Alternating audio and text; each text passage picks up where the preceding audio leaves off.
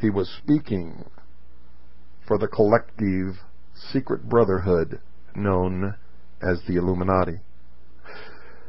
Now ye kings and emperors, help yourselves if you can. This is the truth, and it may as well be told at this time as at any other. There's a good time coming, saints, a good time coming, unquote. But there's a more likely scenario. While the beginning and meat of this program presents an extremely disturbing possibility, it may seem highly speculative and improbable. There is another scenario, however, which is equally disturbing, but is much more likely, and if you've been listening to our series on the mysteries, you will understand it immediately. It arises from the fact that Mormonism is actually part of something much, much larger. We have already noted that the revelations that Joseph Smith received, far from being unique, were in fact very similar, if not identical, to the basic philosophy underlying many occult groups and secret revolutionary societies. Thus far in history, these numerous occult revolutionary organizations have remained largely separate and in competition with one another. If something should happen to unite them, dear listeners, and at the same time their beliefs should gain worldwide acceptance, as in the New Age movement, a new and unimaginably powerful force for world revolution would have come into existence. There is, in fact, increasing evidence of a new and growing secular religious ecumenism, pervasive and persuasive enough to accomplish this unprecedented and incalculable, powerful coalition. It could be the means of creating the one world government that has not only been the long-standing hope and plan of the Brethren and many other occult revolutionary leaders in Freemasonry and other secret organizations supposedly existing for the good of the community, but is increasingly gaining a wide acceptance through New Age networks as the only viable option to a nuclear holocaust and our ecological collapse.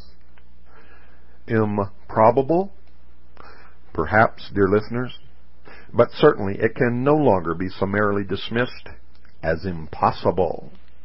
After listening to this broadcast, you should have a much clearer understanding of the world, of the Mormon Church, of what's happening in the United States, of the many different organizations veiled. We're behind this veil. Those who consider themselves to be illumined continue to work toward their great dream of an earthly utopia, which they call the plan, the great society, the great work. It has been their dream for millennia. It is nothing new, as those of you who have listened to the entire series that we have done on the Hour of the Time, known as the Mystery Schools or Mystery Babylon, have discovered. Now, please understand that we are discussing the hierarchy of the Mormon Church, not Mormons.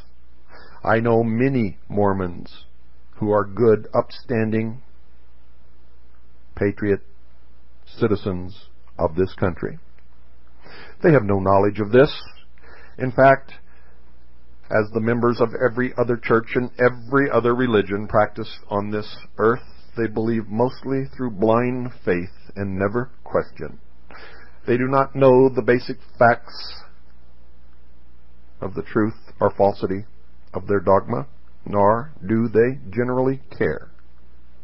And even if they knew, which many of them do know and understand, they would not renounce it and walk away, for they would become a pariah in their own society. And in the state of Utah, to renounce the Mormon Church could be a death sentence. Now, should you think this absolutely absurd, I recently took a trip through the state of Utah, through the Long Valley. There is a small city called Orderville. Now, if you know what I know, and if you've been listening to this program, you know some of what I know. You know that I would have had to stop to find out why that city was called Orderville.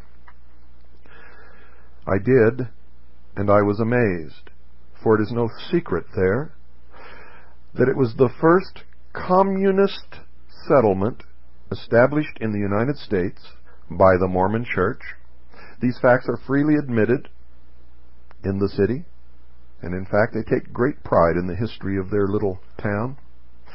It was the first communist government community established by the Mormon Church in their search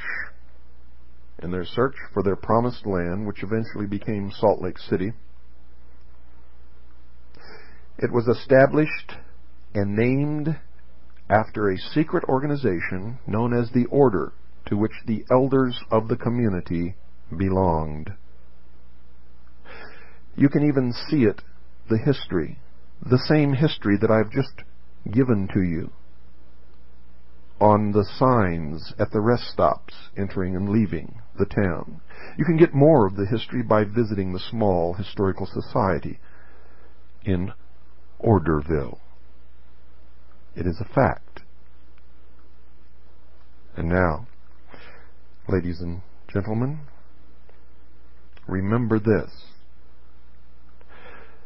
This program did not just come from my research or from just the research of Kaji, although our research follows what you have heard tonight, letter for letter and word for word. But so that you would understand that I am not crazy, tonight's program was taken from chapter 16 of a book which you can purchase yourself or order from your bookstore. The name of this book is The Godmakers. The Godmakers, written by Ed Decker and Dave Hunt. It is called The Godmakers. It is written by Ed Decker and Dave Hunt. Tonight's program came from chapter 16. It's published by Harvest House Publishers, Eugene, Oregon, 97402. That's The Godmakers, written by Ed Decker and Dave Hunt. Published by Harvest House Publishers, Eugene, Oregon, 97402. I recommend that you get this book and read it cover to cover, and understand that the Citizens Agency for Joint Intelligence and me personally in my own research have confirmed every single word in this book. It is fact. As for Bobo Grits, we here at Kaji and the Hour of the Time have already proven to you in his own words that he is a liar. And we have many tapes that we have not played, and we will continue to do so until you, the sheeple, wake up.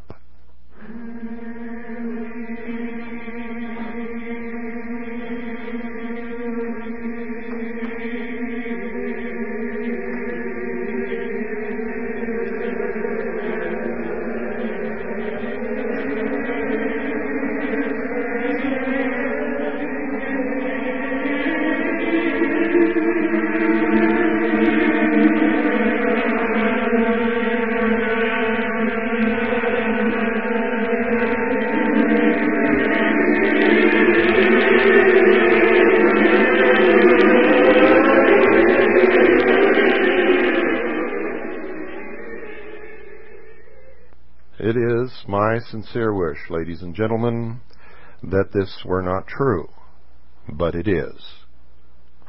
And being that it's true, you better take steps to prepare yourself and your family and protect everything that you have worked for all your life. For you see, the members of the Mormon Church are not laying in 2 years' supply of food and water for nothing. Their hierarchy, their leadership, is preparing them for what they know is surely to come, and you had better do the same. Call Swiss America Trading now, 1-800-289-2646. That's 1-800